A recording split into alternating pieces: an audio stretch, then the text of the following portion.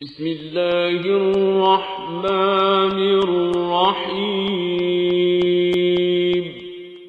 وَلَقَدْ يَسَّرْنَا الْقُرْآنَ لِلذِّكْرِ فَهَلْ مِن مُدَّكِرٍ۔ السلام علیکم ورحمۃ اللہ۔ الحمدللہ وکفیٰ وسلام علی عبادہ الذین اصطفیٰ، اما بعد فاعوذ باللہ من الشیطان الرجیم، بسم اللہ الرحمن الرحیم۔ وما كان لمؤمن ولا مؤمنة اذا قضى الله ورسوله امرا ان يكون لهم الخيرة من امرهم ومن يعص الله ورسوله فقد ضل ضلالا مبینا۔ سورہ احزاب کی آیت 36۔ کسی مومن مرد اور کسی مومن عورت کو یہ حق نہیں ہے کہ جب اللہ اور اس کا رسول کسی معاملے کا فیصلہ کر دے تو پھر اسے اپنے اس معاملے میں خود فیصلہ کرنے کا اختیار حاصل رہے، اور جو کہ اللہ اور اس کے رسول کی نافرمانی کرے تو وہ صریح گمراہی میں پڑ گیا۔ اس آیت کے بارے میں یہ بات سامنے آتی ہے کہ پہلی چیز تو یہ کہ یہ حضرت زینب رضی اللہ تعالیٰ عنہ سے نکاح نبی کرم صلی اللہ علیہ وسلم کا ہوا ہے، اس حوالے سے جو تفصیلات سامنے آتی ہیں تو اس کا آغاز یہاں سے ہوتا ہے۔ اور دوسری بات اس کے اندر جو سامنے آ جاتی ہے وہ یہ کہ یہ آیت اس وقت نازل ہوئی ہے کہ جب نبی کرم صلی اللہ علیہ وآلہ وسلم نے حضرت زید رضی اللہ تعالیٰ عنہ کا رشتہ، ان کا نکاح کا پیغام حضرت زینب رضی اللہ تعالیٰ عنہ کے ساتھ نکاح کرنے کے لیے ان کو پیغام دیا ہے۔ زینب رضی اللہ تعالیٰ عنہ جو ہیں یہ نبی کرم صلی اللہ علیہ وسلم کی پھوپھی ذات بہن ہیں اور قریش کے بڑے قبیلے سے تعلق رکھتی ہیں کہ ان کا اپنا ایک خاندانی پس منظر ہے۔ اور زید رضی اللہ تعالیٰ عنہ کے بارے میں یہ بات آ چکی ہے سامنے کہ یہ بہرحال ایک آزاد کردہ غلام تھے، نبی کرم صلی اللہ علیہ وآلہ وسلم کی زیر پرورش رہے، زیر تربیت رہے، لیکن وہ معاشرہ جس طرح سے بہرحال ایک کشمکش طبقاتی اس طرح کی پائی جاتی تھی اس موقع پر، اس مقام پر، کہ جس میں غلاموں کا الگ معاملہ تھا اور آزاد لوگوں کا الگ معاملہ تھا۔ اسی طبقاتی کشمکش کو توڑنے کے لیے اور اس کو ختم کرنے کے لیے نبی کرم صلی اللہ علیہ وسلم نے گویا یہ کام کیا تھا کہ آپ نے حضرت زید رضی اللہ تعالیٰ عنہ کے نکاح کا پیغام جو ہے زینب رضی اللہ تعالیٰ عنہ کے ساتھ رکھا، پیش کیا۔ تو اس موقع پر یہ بات سامنے آئی کہ خود انہوں نے زینب رضی اللہ تعالیٰ عنہ انہوں نے بھی اور ان کے بھائی انہوں نے بھی اس بات کو پسند نہیں کیا اور گویا کہیے کہ اس رشتے کے لیے تیار نہیں ہوئے۔ لیکن جب یہ بات سامنے آ گئی، یہ قرآن مجید کی آیت نازل ہوئی، تو پھر اس کے بعد انہوں نے اس معاملے میں کوئی تعامل نہیں کیا بلکہ اس بات کو قبول کر لیا کہ اللہ رب العالمین کی جانب سے جب بات آئی ہے تو پھر اس بات کو اسی طریقے سے قبول کیا، اور پھر نبی اکرم صلی اللہ علیہ وآلہ وسلم نے ان کا نکاح زید رضی اللہ تعالیٰ عنہ کا جو ہے وہ زینب رضی اللہ تعالیٰ عنہ کے ساتھ کر دیا، اور اپنی طرف سے ہی ان کا مہر بھی ادا کیا، خود نکاح پڑھایا اور تمام ضروریات جو ہیں ان کی فراہم کی۔ اس اعتبار سے گویا کہیے کہ یہ خصوصی کیفیت تھی، خصوصی تعلق تھا کہ جو اس موقع پر سامنے آتا ہے کہ نبی اکرم صلی اللہ علیہ وآلہ وسلم نے ذاتی دلچسپی لے کر اس کام کو انجام دلوایا تاکہ یہ جو کیفیت پائی جاتی ہے معاشرے کے اندر اس کو ختم کیا جائے۔ تو یہ کام اپنی جگہ پر انجام پا گیا۔ اچھا، یہ آیت جو ہمارے سامنے اس حوالے سے آتی ہے، اور اس میں ایک بات یہ، اس کے علاوہ بھی کچھ لوگوں نے مفسرین میں سے چند ایک نے دوسرے واقعات کو بھی اس کا مصداق قرار دیا ہے، اور ان کے اندر بھی نکاح کے معاملات ہی جو ہیں وہ سامنے آئے۔ وہ دو مختلف لوگوں کے بارے سے بات کی ہے، لیکن چونکہ زیر مضمون جو بات اس وقت چل رہی ہے وہ زینب رضی اللہ تعالیٰ عنہ کا نکاح ہے، لہٰذا یہ بات اسی کے حوالے سے سامنے آتی ہے۔ اچھا، اس کے علاوہ اس جو آیت کا عموم ہے، یہ تو خصوصی بات ہو گئی کہ اس موقع پر نازل ہوئی ہے، تو یہ بات سامنے آ گئی کہ جب اللہ کے رسول کی طرف سے یہ بات آ گئی ہے تو پھر اس بات کو قبول کرنا تھا انہوں نے قبول بھی کیا۔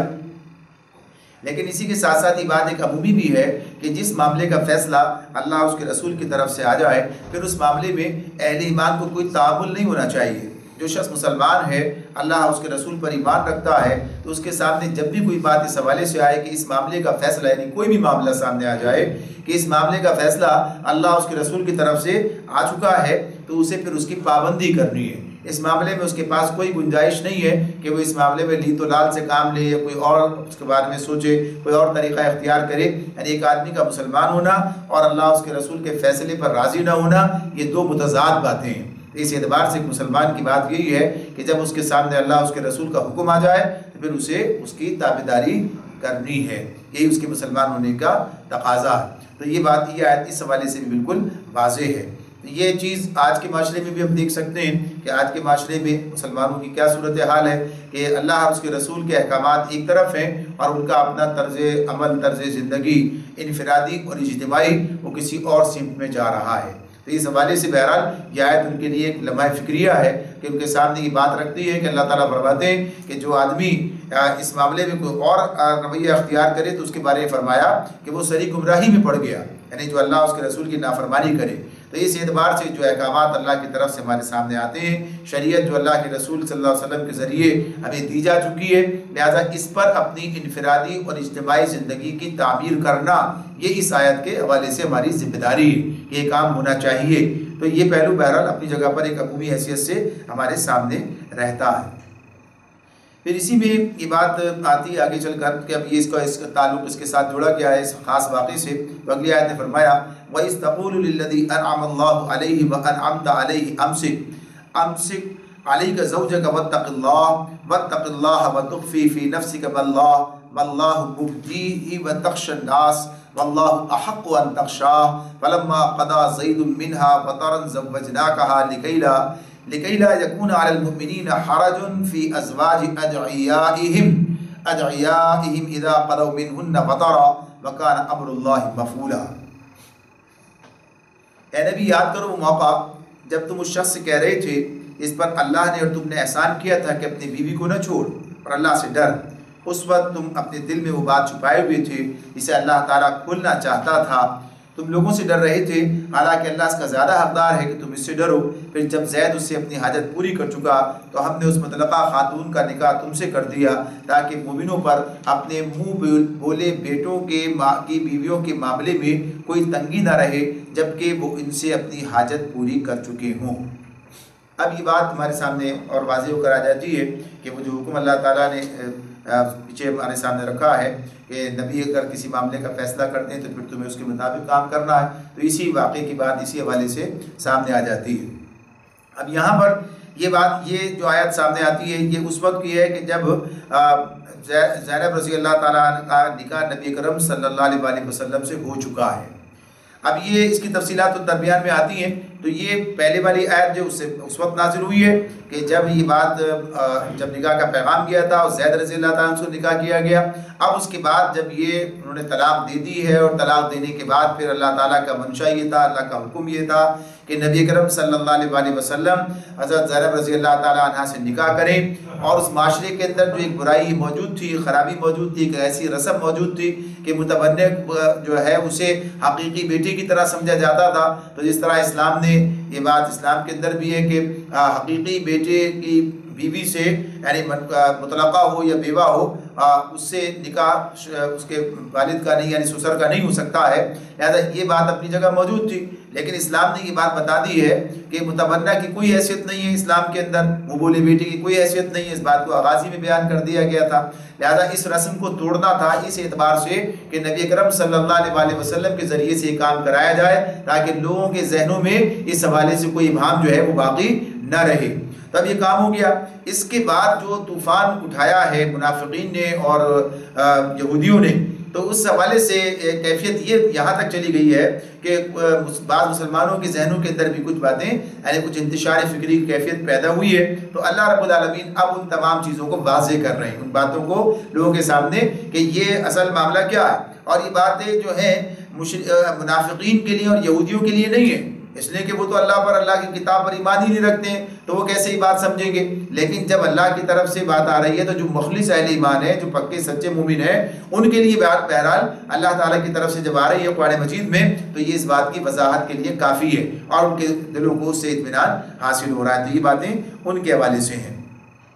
تو یہاں اللہ رب العالمین نے بات کی کہ اے نبی یاد کرو موقع جب تم اس شخص سے کہہ رہے تھے اس پر اللہ نے اور تم نے احسان کیا تھا. اب یہاں اس سے مراد کون ہے؟ زید رضی اللہ تعالیٰ عنہ, کہ ان کے بارے میں بات ہو رہی ہے. زید رضی اللہ تعالیٰ عنہ کے بارے میں اللہ تعالیٰ یہ بات ارشاد فرما رہے ہیں کہ تم نے بھی احسان کیا اور اللہ نے بھی ان پر احسان کیا. نبی اکرم صلی اللہ علیہ وسلم کا احسان کیا ہے؟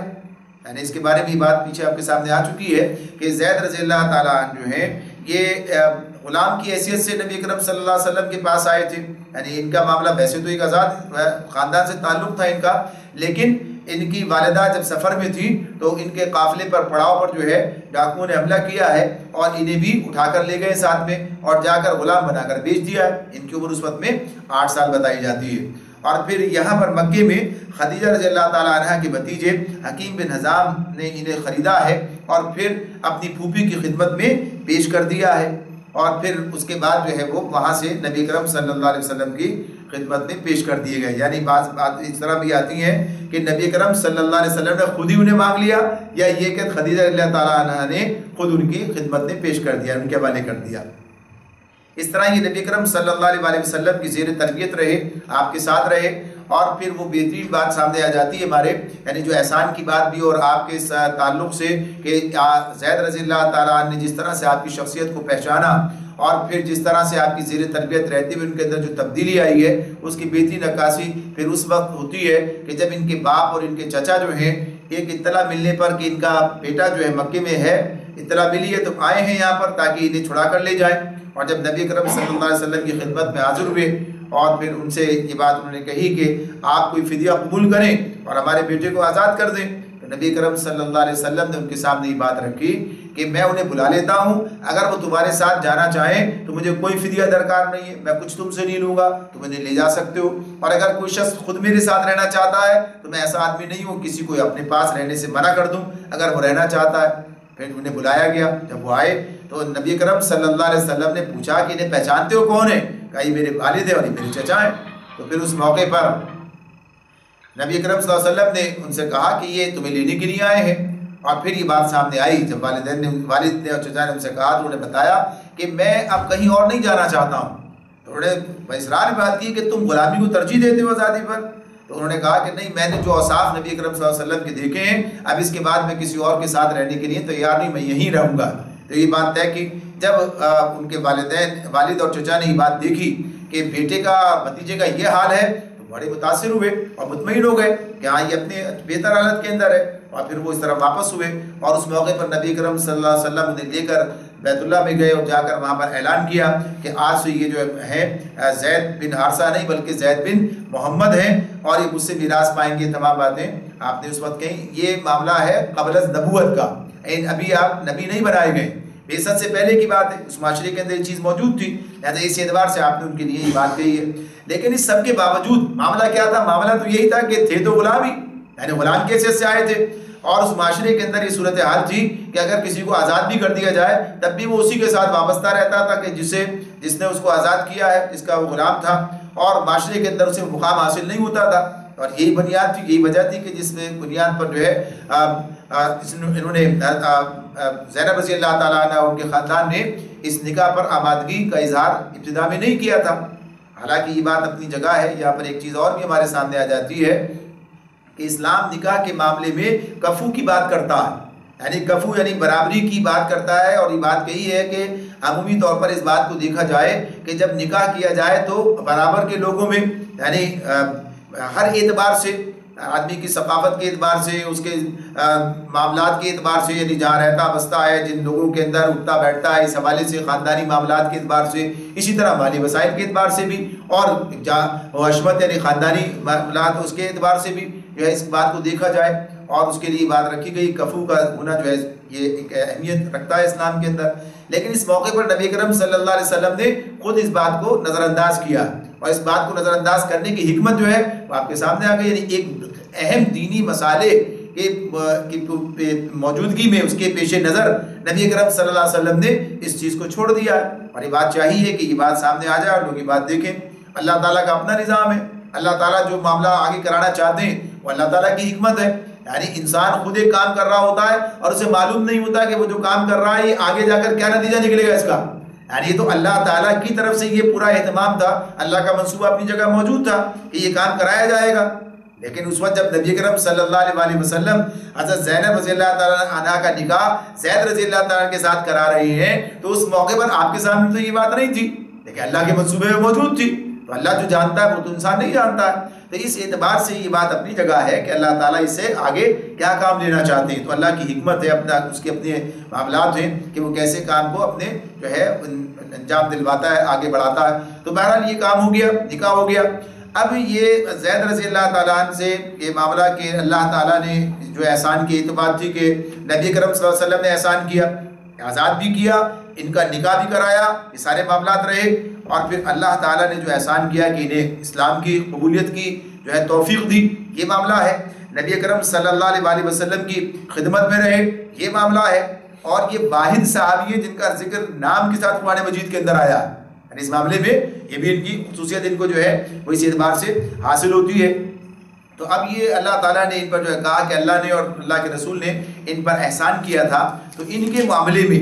کہ اپنے جب اے نبی یاد کرو وہ موقع جب تم اس شخص سے کہہ رہے تھے جس پر اللہ نے اور تم نے احسان کیا تھا کہ اپنی بیوی کو نہ چھوڑ اور اللہ سے ڈر، اپنی بیوی کو نہ چھوڑ اور اللہ سے ڈر۔ اب یہ جو معاملہ اس میں بات آ رہی ہے، جیسے پہلے عرض کیا گیا کہ یہ آیت نازل ہو رہی ہے نکاح کے بعد۔ اب اللہ تعالیٰ اہل ایمان کو بتا رہے ہیں کہ یہ بات تمہارے سامنے رہے کہ نبی کرم صلی اللہ علیہ وسلم کا طرز عمل کیا رہا ہے اس معاملے میں۔ یعنی ایک طرف آپ نے نکاح خود کرایا تھا، نمبر 2 بات یہ کہ جب یہ معاملہ سامنے آ گیا تو اس موقع پر آپ نے اس بارے میں انہیں کس طرح سے متنبہ کیا، بتایا کہ تم یہ کام نہ کرو، اپنی بیوی کو نہ چھوڑ اور اللہ سے ڈر۔ اب اس میں اللہ تعالیٰ کہتے ہیں اس وقت تم اپنے دل میں وہ بات چھپائے ہوئے تھے جسے اللہ تعالیٰ کھولنا چاہتا ہے، تم لوگوں سے ڈر رہے تھے، حالانکہ اللہ اس کا زیادہ حقدار ہے کہ تم اس سے ڈرو۔ تو اب یہ جو معاملہ اس میں سامنے آ رہا ہے وہ کیا ہے؟ یہ جو چیز اس میں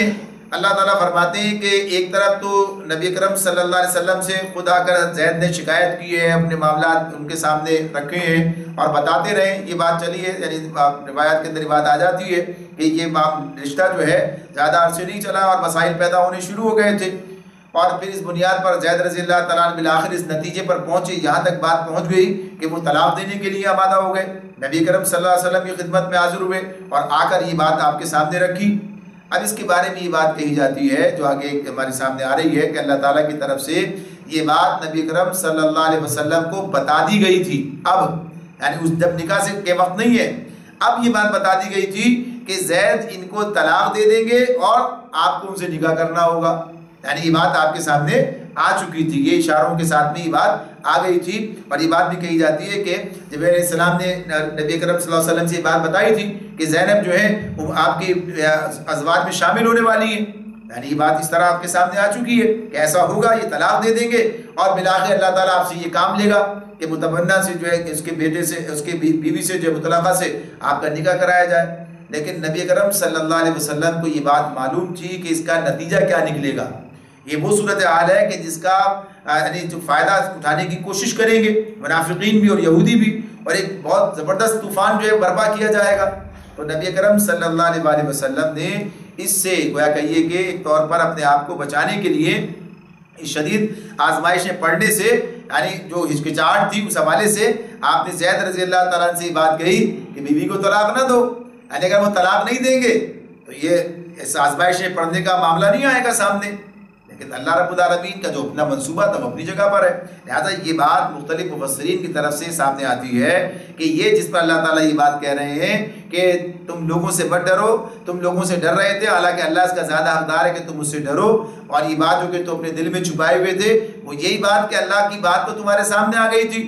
لہٰذا اب اس معاملے میں پھر یہ بات کہہ دینا کہ طلاق نہ دو اور اس طرح سے گویا کہیے کہ ان کو اس پر آمادہ کرنے کی بات کرنا، اللہ سے ڈرنے کی بات کرنا، تو یہ بات جو ہے اس پر بات کہی جا رہی ہے اللہ تعالیٰ کی طرف سے کہ بہرحال تمہیں اس معاملے میں نبی صلی اللہ علیہ وسلم کو جب اللہ کی طرف سے بات آ گئی تو اعتماد کرتے ہوئے بھروسہ رکھتے ہوئے کام کرنا۔ اس کا مطلب یہ قطعاً نہیں ہے کہ نبی اکرم صلی اللہ علیہ وسلم کو اللہ بھروسہ نہیں تھا یا یہ بات تھی، بلکہ بات یہی ہے کہ کہ جس آزمائش میں پڑھنے سے آپ کو ایک ہچکچاہٹ ہو رہی ہے یا آپ یہ بات محسوس کر رہے ہیں کہ یہ لوگ اسلام کے خلاف ایک پروپیگنڈا اور طوفان کھڑا کر دیں گے، تو اللہ تعالیٰ اس سے نکالے گا، یعنی اس معاملے میں آپ پریشان نہ ہوں۔ تو یہ جب مشورہ مانگا ہے تو انہوں نے ایک مشورہ اس اعتبار سے دے دیا ہے کہ نہ چھوڑو بیوی کو، اللہ سے ڈرو، لیکن اللہ تعالیٰ نے یہ بات بھی یہاں پر سامنے رکھ دی کہ بہرحال جب آپ کے علم میں تھی بات تو آپ کو اس معاملے میں خاموشی اختیار کرنی ہے۔ اچھا، اسی میں اس کا جیسے عرض کیا جا گیا ہے پہلے کہ اتنا طوفان پروپیگنڈے کا تھا کہ مخلصین متاثر ہوئے تھے، تو یہ جو آیت کا حصہ ہے اس وقت تم واتق اللہ وتخفی اس میں وتخفی فی نفسک کہ تم اپنے دل میں وہ بات چھپائے ہوئے تھے، واللہ مبدی جسے اللہ کھولنا چاہتا ہے۔ تو بعض لوگ ادھر چلے گئے کہ نبی کرم صلی اللہ علیہ وسلم ان سے نکاح کا ارادہ دل میں چھپائے ہوئے تھے، یعنی آپ کا ارادہ بن گیا تھا یہ، یعنی یہ بات اللہ تعالیٰ کہہ رہے ہیں کہ بھائی یہ بات معلوم تھی، آپ چاہتے تھے یہ تھے کہ یہ نکاح نہ ہو اور یہ طلاق نہ دیں اور یہ معاملہ نہ ہو، یعنی دل میں یہ بات ہے۔ اللہ تعالیٰ یہی بات بتا رہے ہیں کہ یہ نکاح ہم نے کیا ہے، یعنی اس کے اندر جو سب بنیادی بات ہے وہ یہ سامنے رکھی گئی ہے کہ اس نکاح کی کوئی خواہش جو ہے وہ نبی اکرم صلی اللہ علیہ وسلم کے دل میں نہیں ہے،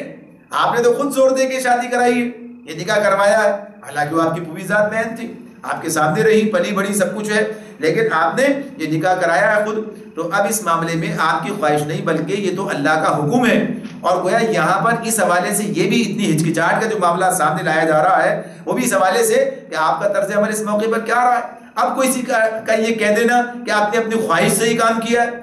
کیسی بددیانتی کی بات ہے یہ، یعنی اس معاملے میں تو منافقین اور یہود جو ہے وہ اس حوالے سے یہ کہتے تھے کہ نبی اکرم صلی اللہ علیہ وسلم معاذ اللہ یہ جو ہے خود نکاح کرنا چاہتے تھے، لہذا بیٹے نے یہ دیکھ کر ان کی خواہش کو اسے طلاق دے دی ہے اور پھر انہوں نے اپنی بہو سے نکاح کر لیا، یعنی یہ پروپیگنڈا انہوں نے کر رکھا تھا۔ تو اللہ تعالیٰ تو یہ بات بتا رہے ہیں کہ یہ بات معلوم ہونے کے بعد کہ اللہ یہ رسم آپ کے ذریعے توڑی جانی ہے، پھر بھی آپ نے کہیے اس مصیبت سے، اس آفت سے بچنے کے لیے ایک بات ان سے یہ کہہ دی کہ طلاق نہ دو، تو اس پر اللہ تعالیٰ نے گرفت کی ہے۔ تو یہاں پر کہا کہ جب زید اس سے اپنی حاجت پوری کر چکا تو ہم نے اس مطلقہ خاتون کا نکاح تم سے کر دیا۔ اب یہاں پر جو بات سامنے آتی ہے کہ جب زید اس سے اپنی حاجت پوری کر چکا، یعنی جب حاجت کو طلاق دے دی اور طلاق دینے کے بعد عدت کا زمانہ گزر گیا، عدت کا زمانہ گزر گیا اس لیے کہ جب عدت مکمل ہوتی ہے تبھی ایک مرد کی جو اس کے ساتھ حاجت ہے وہ ختم ہوتی ہے، یعنی اس میں ایک تو طلاق رجعی ہو تو رجوع کرنے کا معاملہ سامنے آتا ہے عدت کے دوران میں، دوسرے اس بات کا ہی پتہ چلتا ہے کہ آیا کوئی اولاد کا معاملہ ہے کہ نہیں ہے، آگے کوئی عمل تو نہیں ہے، تو یہ بات اس وقت ہوتی ہے مکمل جب عدت گزر جاتی ہے۔ تو ایک بات تو حاجت پوری کر چکا سے مراد یہی ہے کہ جب ان کا وقت گزر گیا تو ہم نے اس کا تم سے نکاح کر دیا۔ اب یہ الفاظ اس انداز کے ہیں کہ جس سے واضح طور پر یہ بات سامنے آتی ہے کہ یہ نکاح اللہ تعالیٰ کے حکم کی بنیاد پر ہوا ہے، کسی کی اپنی خواہش کی بنیاد پر نہیں ہوا ہے۔ اور پھر اس میں یہاں پر کچھ لوگ اس طرف چلے گئے کہ یہ نکاح اللہ تعالیٰ کی طرف سے کر دیا گیا، اور کچھ یہ کہ نہیں یہ نکاح اسی طریقے سے منعقد ہوا کہ جیسے نکاح منعقد ہوتا ہے، یعنی اللہ کا حکم تھا لیکن اس کی تعمیل میں اسی طرح سے جیسے نکاح کا طریقہ ہے اسی طریقے سے یہ نکاح کیا گیا ہے۔ تو اس معاملے میں یہ بات کہی بھی جاتی ہے، زینب رضی اللہ تعالیٰ اپنے بارے میں بات کرتی تھی، کہتی تھی کہ دوسروں کا نکاح تو ان کے والدین ان کی مرضی سے ہوا، میرا نکاح تو اللہ کے حکم سے ہوا ہے، یعنی اپنی خصوصیت کے طور پر یہ بات وہ بیان کرتی تھی۔ تو یہاں اللہ تعالیٰ نے فرمایا کہ ہم نے نکاح ان سے کر دیا، یعنی اللہ کے حکم کے تحت یہ نکاح منعقد ہو گیا، ہوا اسی طرح جیسے نکاح ہوا کرتے ہیں۔ آگے فرمایا اور یہ کس لیے کیا گیا تاکہ مومنوں پر اپنے منہ بولے بیٹوں کی بیویوں کے معاملے میں کوئی تنگی نہ رہے جبکہ وہ ان سے اپنی حاجت پوری کر چکے ہوں، یعنی یہ اتنے ایسی رسم تھی اس معاشرے کے اندر کہ جس کا صرف ممانعت سے بات جو ہے پوری نہیں ہوتی۔ نبی اکرم صلی اللہ علیہ وسلم کے ذریعے سے اللہ تعالیٰ نے اس کام کو مکمل کرایا تاکہ یہ بات واضح ہو جائے اور آئندہ کے لیے کسی کے سامنے یہ اس کے اندر کوئی مکنو کی یعنی اس کی بھی بات جو ہے موجود نہ رہے، بلکہ یہ بات سامنے آ جائے کہ اللہ کے رسول خود یہ کام کر چکے ہیں۔ تو یہ کام اللہ تعالیٰ کے حکم کی بنیاد پر یہ کام انجام دلایا گیا، نہ کہ یہ کہ نبی صلی اللہ علیہ وسلم کے گھر میں ایک بیوی کا اضافہ اور کر دینا پیش نظر تھا، یہ بات نہیں تھی۔ آگے فرمایا وَكَانَ أَمْرُ اللَّهِ مَفْعُولًا، اور اللہ کا حکم تو عمل میں آنا ہی چاہیے تھا۔ مَا كَانَ عَلَى النَّبِيِّ مِنْ حَرَجٍ فِي مَا فَرَضَ اللَّهُ لَهُ سُنَّةَ اللَّهِ فِي الَّذِينَ خَلَوْا مِنْ قَبْلُ وَكَانَ أَمْرُ اللَّهِ قَدَرًا مَقْدُورًا۔ نبی پر کسی ایسے کام میں کوئی رکاوٹ نہیں ہے جو اللہ نے اس کے لیے مقرر کر دیا ہو، جو اللہ نے اس کے لیے مقرر کر دیا ہو۔ یہی اللہ کی سنت ان سب انبیاء کے معاملے میں رہی ہے جو پہلے گزر چکے ہیں۔ اللہ کا حکم ایک قطعی طے شدہ فیصلہ ہوتا ہے، یعنی جو اللہ تعالیٰ نبی کے لیے چیزیں مقرر کر دیتے ہیں اس کے مطابق وہ کام انجام دیتے ہیں۔ اب اس میں یہ بات بھی بیان ہوئی ہے ساتھ میں کہ نبی اکرم صلی اللہ علیہ وسلم نے جب یہ نکاح کیا ہے تو اس وقت آپ کے 4 بیویاں پہلے سے موجود تھیں، یعنی یہ بات اور آگے بھی ابھی آنے والی ہے، اور یہ 5ویں بیوی ہے جن سے جو زینب رضی اللہ تعالیٰ جن سے نکاح کیا گیا ہے۔ تو یہ بات بھی قرآن نے بیان کی، آگے چل کر آئے گی بات کہ اللہ نے اس معاملے میں نبی پر کوئی تنگی نہیں رکھی ہے، لیکن یہاں کہا کہ پچھلے انبیاء سے جو مثال دے کر بات کی گئی کہ پچھلے انبیاء کو بھی اللہ تعالیٰ نے ان کے لیے بھی یہ بات اپنی جگہ رکھی تھی کہ وہ ان کے تعدد ازواج کے اندر ان پر بھی پابندی نہیں تھی، اور اس کی ضروریات ہیں وہ یہی ہے کہ جو اس کے ذریعے سے رسول کے ذریعے سے جو باتیں امت تک پہنچنی ہے، خواتین کی تربیت اور معاملات جو ہے تو اس کے لیے یہ ذریعہ بنتی ہیں۔ تو یہ بات آگے تفصیل کے ساتھ آئے گی انشاءاللہ۔ فرمایا الذین یبلغون رسالات اللہ ویخشونہ ولا یخشون احدا الا اللہ وکفی باللہ حسیبا۔ یہ ان نبیوں کے بارے میں اللہ تعالیٰ نے فرمایا کہ وہ نبی جو اللہ کے پیغامات پہنچاتے ہیں اور اسی سے ڈرتے ہیں اور ایک اللہ کے سوا کسی سے نہیں ڈرتے، اور محاسبے کے لیے بس اللہ ہی کافی ہے۔ یعنی اس معاملے میں لوگ کچھ بھی طوفان اٹھائیں آپ پرواہ نہ کیجئے، اللہ کے بھروسے اپنا کام کرتے رہیے، اللہ کافی ہے سارے معاملے کو دیکھنے کے لیے۔ ما کان محمد ابا احد من رجالکم ولکن رسول اللہ وخاتم النبیین وکان اللہ بکل شیء علیما۔ اب اللہ تعالیٰ یہاں پر اس کو اور بالکل واضح کر کے بات بیان کر دیتے ہیں کہ لوگو محمد صلی اللہ علیہ وسلم تمہارے مردوں میں سے کسی کے باپ نہیں ہے مگر وہ اللہ کے رسول اور خاتم النبیین ہیں، اور اللہ ہر چیز کا علم رکھنے والا ہے۔ اب یہاں پر جو بات کہی گئی ہے، یعنی جس طرح سے اللہ تعالیٰ نے اس بات کو اس پر مکمل کیا ہے، پہلی بات تو یہ بتا دی کہ پہلی بات یہ سامنے رہے کہ محمد صلی اللہ علیہ وسلم تمہارے مردوں میں سے کسی کے باپ نہیں ہے۔ الفاظ آئے رجالکم، رجال یعنی بڑی عمر کے آدمی کے لیے استعمال ہوتا ہے، مرد کے لیے ہوتا ہے، یہ بچوں کے لیے نہیں ہوتا، رجال غلط بچوں کے لیے نہیں ہے۔ نبی اکرم صلی اللہ علیہ وسلم کے 3 بیٹے پہلے یعنی اللہ تعالیٰ نے انہیں عطا کیے اور پھر واپس لیے، یعنی ان کے وفات ہو چکی تھی۔ 3 بیٹے خدیجہ رضی اللہ تعالیٰ عنہ سے تھے، وہ موجود نہیں تھے۔ چوتھے جو ہے ابراہیم، وہ پھر ماریہ قبطیہ سے بعد میں ہوئے، یعنی اس موقع پر تو ویسے کوئی بچہ تھا ہی نہیں، یعنی نرینہ اولاد کوئی اس موقع پر نہیں تھی۔ 3 تھے جو اللہ کو پیارے پہلے ہی ہو چکے تھے۔ تو یہاں رجال کی بات کی ہے کہ مردوں میں سے جس کے نکاح کی بات، تو یہ جو بات کہی جا رہی ہے کہ نبی اکرم صلی اللہ علیہ وسلم نے اپنی بہو سے نکاح کیا، تو یہ تو بالکل بے بنیاد ہے۔ تم سب جانتے ہو کہ یہ کسی مرد کے یعنی ان کے اولاد میں کوئی مرد موجود نہیں ہے، کسی مردوں میں سے کسی کے باپ نہیں ہے نبی اکرم صلی اللہ علیہ وسلم، البتہ وہ اللہ کے رسول ہیں اور خاتم النبیین ہیں۔ تو ایک بات تو یہ اس کے اندر سامنے آ جاتی ہے کہ جب وہ کسی کے باپ نہیں ہیں مردوں میں سے، تو پھر اس بات کا کوئی جواز ہی نہیں ہے کہ یہ بات کہی جائے۔ لیکن پھر اس کے اندر ایک بات یہ ہوتی ہے، اچھا چلیے ٹھیک ہے نہیں ہے، اور ان کا معاملہ اسی طرح سے رکھا جائے کہ منہ بولے بیٹے ہیں، لیکن کیا ضروری ہے کہ نکاح کیا جائے ان سے؟ سچ ہو سکتا تھا نہ کرتے، یہ بات اپنی جگہ کی اجازت ہے۔ تو یہاں پر یہ بات دوسری بتائی گئی کہ یہ رسول ہیں اور خاتم النبیین ہیں، ان کے بعد اب کوئی دوسرا رسول نبی کوئی نہیں آنا ہے، لہٰذا اب انہی کے ذریعے سارا کام کرایا جانا ہے۔ یعنی کام کرانا کیوں ضروری ہے؟ اس لیے ضروری ہے کہ اب کوئی اور نبی ایسا آنے والا نہیں ہے کہ جو اس رسم کا خاتمہ اس انداز سے کر دے کہ لوگوں کے اندر دلوں کے اندر سے اس کی کرائیت جو ہے وہ ختم ہو جائے، اٹھ جائے۔ لہٰذا یہ کام ضروری ہے کہ نبی کرم صلی اللہ علیہ وسلم سے ہی اس کام کو لیا جائے، یعنی اس کے بغیر جو یہ کام انجام نہیں پا سکتا۔ یہ معاملہ جو ہے اس میں اس اعتبار سے بیان کر دیا گیا۔ اللہ رب العالمین نے یہاں جو چیزیں ہمارے سامنے رکھی ہیں، ایک بات تو یہ کہ اس حوالے سے بات مکمل کر دی گئی کہ اب کوئی اور رسول نہیں آئے گا، نبی نہیں آئے گا، یہ کام ان سے لینا ہے۔ ساتھ ہی ساتھ اس کے اندر یہ بات بھی آ گئی نبی کرم صلی اللہ علیہ وسلم کے تعلق سے کہ آپ کو اللہ تعالیٰ نے خاتم النبیین بنا دیا، یعنی اب آپ کے بعد کوئی نبی نہیں ہے۔ لیکن اس لفظ سے یعنی اس آیت سے کے حوالے سے جو چیزیں اس میں سامنے آتی ہیں اور اس اعتبار سے کہ بعض لوگوں نے اس پر جو ہے خاصا کہیے کہ طوفان کھڑا کیا ہے ان کے الفاظ کے ذریعے سے اور اپنے مقاصد کی بات کی ہے، یعنی ختم نبوت پر ایمان نہ رکھنے والوں کی بات ہو رہی ہے کہ لفظ خاتم النبیین کے معنی ہے نبیوں کی مہر کرنا، یعنی مہر کر دی، مکمل کر دیا۔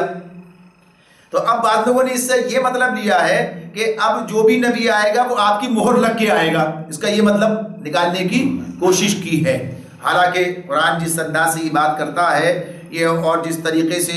لغت میں اس کا استعمال ہے، اس میں کہیں سے اس بات کی گنجائش موجود نہیں ہے کہ خاتم کا یہ معنی بھی لیا جائے کہ اس کی مہر لگ کر آئے گا، بلکہ خاتم کا مطلب یہ ہوتا ہے کہ کام مکمل ہو گیا، کام مکمل ہو گیا۔ تو مختلف اس کے اگر اس مثالیں دے کر بتایا گیا ہے لغت کے اندر، جب دیکھتے ہیں اور جب اس پر بات کی علماء نے کہ کس طریقے سے اس کا استعمال ہے، اس کا مطلب یہ ہے کہ کام مکمل ہو گیا ہے۔ اور نبی اکرم صلی اللہ علیہ وسلم کے جو ارشادات ہیں اور پھر امت کا جو اس پر اجماع ہے اور صحابہ کرام کے جو اقوال ہیں وہ سب کے سب اس معاملے میں بالکل واضح امت کا اس پر جو ہے اجماع ہے اور اس پر متفق ہے کہ اس کا مطلب یہی ہے کہ اب آپ کے بعد کوئی نبی نہیں آئے گا۔ خود نبی اکرم صلی اللہ علیہ وسلم کا ارشاد ہے، آپ نے فرمایا کہ بنی اسرائیل کی قیادت انبیاء کرتے تھے، جب کوئی نبی رخصت مر جاتا، انتقال ہوتا، دوسرا نبی اس کا جانشین ہوتا، مگر میرے بعد کوئی نبی نہ ہوگا بلکہ خلفاء ہوں گے، میرے بعد کوئی نبی نہیں ہوگا۔ یہ بات آپ نے بہت واضح طور پر بیان کر دی۔ پھر اسی طرح سے ایک ارشاد آپ کا یہ ہمارے سامنے آتا ہے، آپ نے فرمایا کہ میری اور مجھ سے پہلے گزرے ہوئے انبیاء کی مثال ایسی ہے جیسے ایک شخص نے ایک عمارت بنائی اور خوب حسین و جمیل بنائی، مگر ایک کونے میں ایک اینٹ کی جگہ چھوٹی ہوئی تھی۔ لوگ اس عمارت کے گرد پھرتے اور اس کی خوبی پر اظہار حیرت کرتے تھے، مگر کہتے تھے اس جگہ اینٹ کیوں نہ رکھی گئی؟ تو وہ اینٹ میں ہوں اور میں خاتم النبیین ہوں، یعنی میرے آنے پر یہ عمارت مکمل ہو گئی اور میں اب خاتم النبی، میں نے اب اس کے بعد اب کوئی گنجائش، کوئی جگہ ہی نہیں ہے، اس بات کا معاملہ موجود ہی نہیں ہے۔ تو یہ جو اللہ تعالیٰ کی طرف سے صحیح بخاری کی حدیث ہے، اس کے اندر یہ بات بیان کی ہے اللہ کے رسول نے کہ آپ خاتم النبیین ہیں۔ پھر اسی طرح سے نبی اکرم صلی اللہ علیہ وسلم نے فرمایا کہ مجھے 6 باتوں میں انبیاء پر فضیلت دی گئی ہے، مجھے جامع مختصر بات کہنے کی صلاحیت بخشی گئی، مجھے روب کے ذریعے سے نصرت دی گئی، دشمن پر روب پڑتا ہے، میرے لیے اموال غنیمت کو حلال کر دیا گیا، میرے لیے زمین کو مسجد بنا دیا گیا۔ اب کہیں بھی مسلمان جو ہے اس امت میں کہیں بھی نماز پڑھ سکتے ہیں، کوئی مسئلہ نہیں ہے۔ اور پھر اسی کے ساتھ ساتھ پاکیزگی حاصل کرنے کا ذریعہ ہی بنا دیا، یعنی تیمم کرنا، یعنی یہ تیمم کر کے نماز پڑھتے ہیں، مٹی کے ساتھ جو ہے یہ کام کیا جا سکتا ہے۔ اور پھر مزید یہ 5ویں بات ہے کہ مجھے تمام دنیا کے لیے رسول بنایا گیا،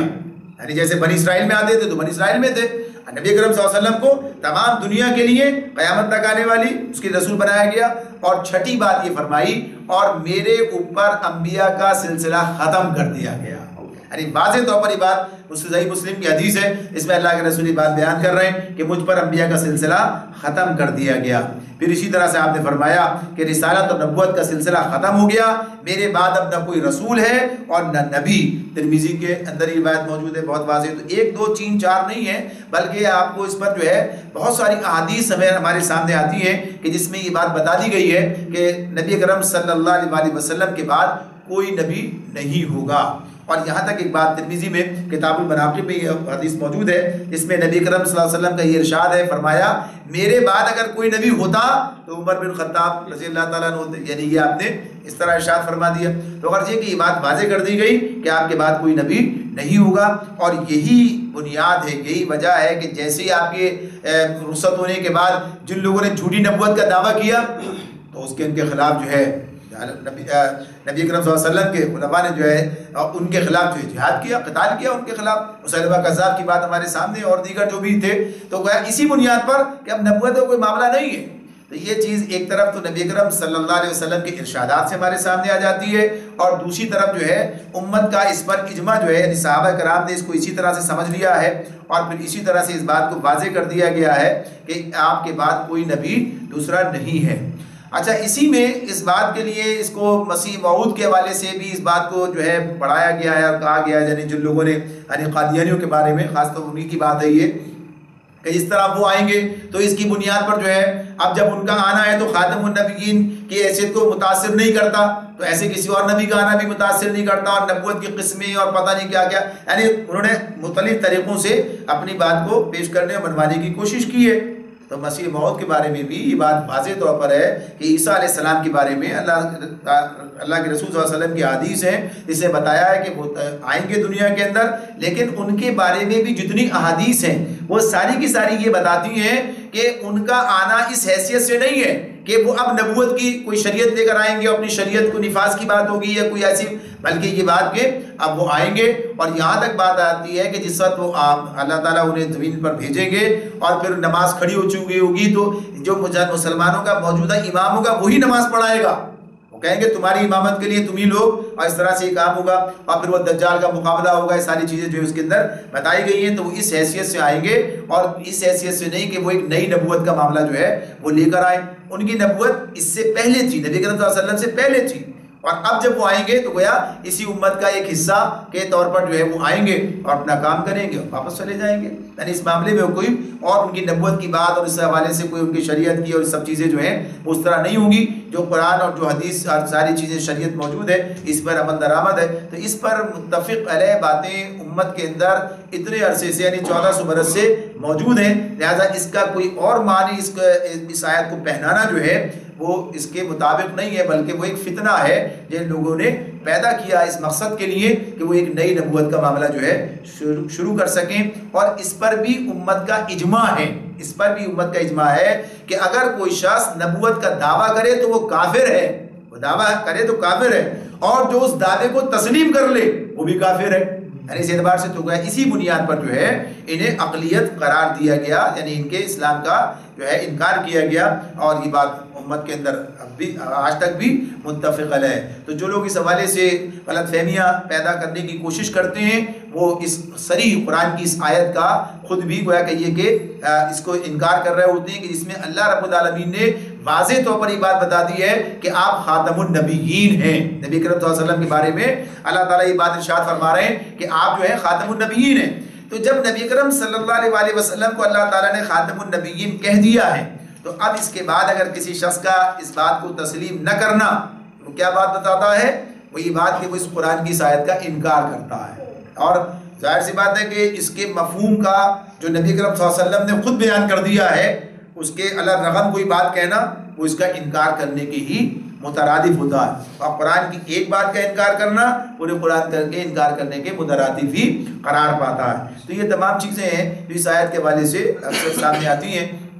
اور اس بات کی کوشش کی گئی ہے کہ لوگوں کے ذہنوں کے اندر ابہام پیدا کیا جائے، لیکن علماء نے اس پر بڑی تفصیل کے ساتھ، یعنی یہ تو موقع نہیں تفصیل کا، یعنی اس پر کتابیں موجود ہیں بڑی تفصیلی جس کے اندر یہ بات بتا دی گئی ہے کہ قرآن بھی کس طرح بیان کرتا ہے، حدیث سے کس طرح سے تمام چیزیں سامنے آتی ہیں، اور اجماع امت کے حوالے سے کیسی بات سامنے آتی ہے کہ نبی کرم صلی اللہ علیہ وآلہ وسلم خاتم النبیین ہیں، اور اب آپ کے بعد کسی نبی کو نہیں آنا ہے، یہ نبوت کا سلسلہ آپ پر مکمل ہو گیا۔ اب یہ کام جو اللہ کے رسول صلی اللہ علیہ وسلم انجام دیتے رہے، یعنی دنیا کے سامنے دین حق کو پیش کرنا، اب یہ اس امت کے حوالے، اور بات اگلی اس میں ہمارے سامنے آنے والی ہے۔ اللہ تعالیٰ ہمیں سمجھنے اور عمل کرنے کی توفیق عطا فرمائے۔ وآخر دعوانا ان الحمد للہ رب العالمین۔